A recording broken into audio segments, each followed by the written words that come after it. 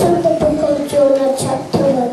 We read about Jonah who was asked to go to Nineveh, but he went to Spain instead. He disobeyed God. When a huge storm came, Jonah was thrown into the sea. Here we understand that the choices they made without looking for the wish of the Lord caused them trouble, and hence they displeased God. In Genesis chapter 5 to 9, we read about Noah as a person who pleased God. And all the people were disobedient. God became sad and decided to make a huge flood.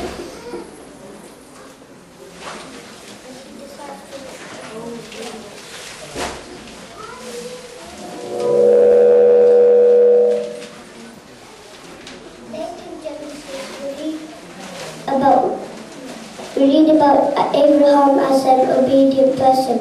God called Abraham and said, "Go to the land I will show you," and promised to bless him.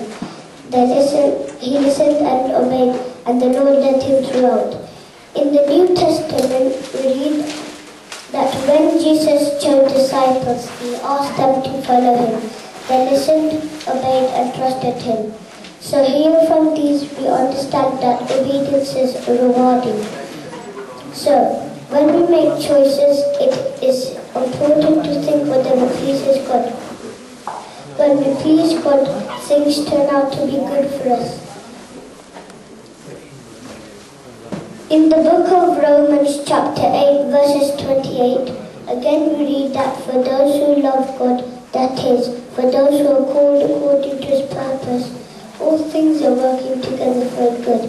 I would like to conclude saying, as for us children, we should obey our parents, and for elders to obey and trust the Lord, which is life be pleasing to the Lord. Thank you for your patience and your attention.